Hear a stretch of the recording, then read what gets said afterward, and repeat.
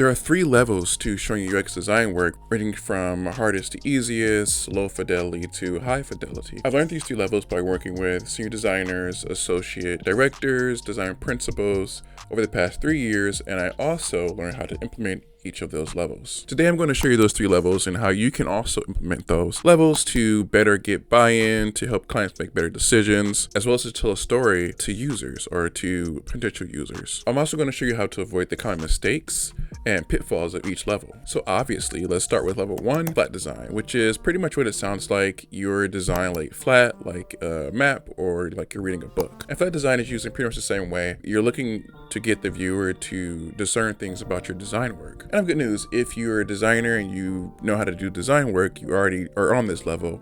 But I have some bad news as well. A lot of designers use flat design incorrectly or not to its full potential. Have you ever been on a Dribble page or someone's work on Twitter and the stuff's turned to the side or the perspective is different or off? Now take that same angled design and imagine it was a map.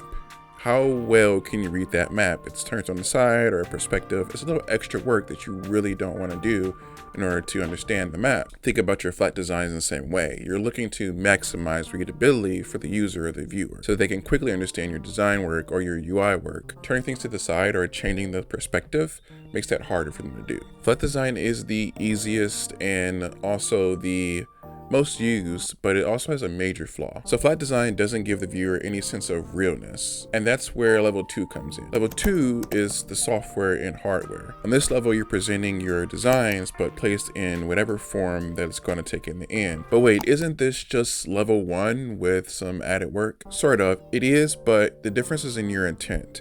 In level 1, you're looking for readability. In level 2, you're looking to ground your work in some sense of realness for the viewer. You're usually looking to add the hardware to bring your software to life. Because it's easy for a flat design to feel like it's an idea, when you need to get a little bit more buy-in or you need to make things seem more real, adding the hardware to it does that for your viewers. The hardware you create can range from a simple illustration to a full-on 3D modeling of the product or the hardware that you're going to use in the experience. And remember in level 1 where I said you don't want to change the perspective or turn things to the side.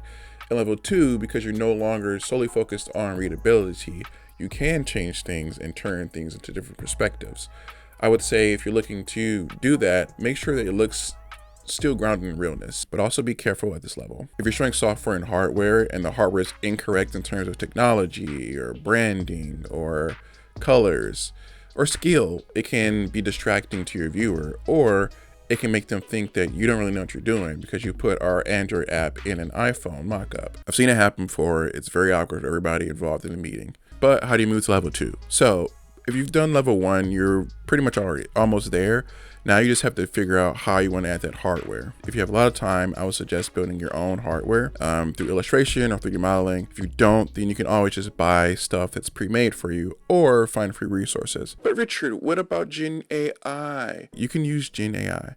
However, just keep in mind that if you're not really good at making good prompts, you're going to probably spend a lot of time refining your prompt, and then you're going to have to go into a photo manipulation software and change things around. But also there's the legal aspect of it that could get murky depending on who you're working with. I think if you're doing just your portfolio projects, it doesn't really matter, but if you're looking to do it for like enterprise client, it might be something you might talk to them about. Okay, we're at level 2 and we've got our software and our hardware. It feels pretty real, but how can we raise that realness and that fidelity? That's where level 3 comes in. Level 3 is lifestyle imagery. This takes the software in the hardware and places it into an experience. So what does this look like? It's usually in some form of photography or videography, and this really is what takes level 3 to the highest level of fidelity. I've used this to create context for people that are seeing work for the first time. The focus is mostly on the experience. You're thinking more about the environmental context for the user. This level is the hardest to create because if you are doing it from scratch, you not only have to have the software, you have to have the hardware, but then you also need to know photography or videography. But don't worry, there's solutions and workarounds for this. More than likely, you can find lifestyle imagery that allows you to just simply drop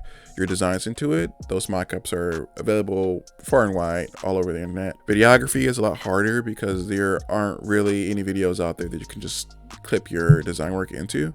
You're gonna have to do that on your own. Is this level of fidelity worth all this work?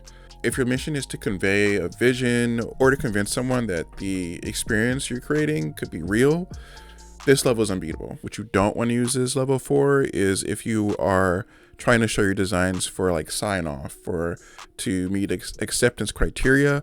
This level is also the least versatile. So let's say you do all your work to get your photography and videography done.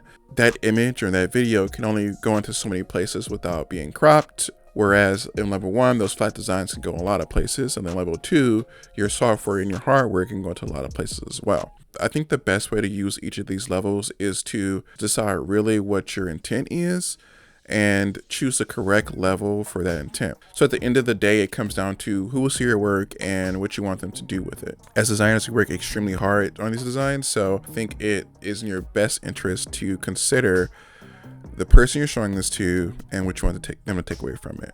So yeah, those are the 3 levels. I hope you all take those out into your design work and that they help you all either convince people or help you tell a story in some way. Leave any questions you might have down in the comments, and see you next time.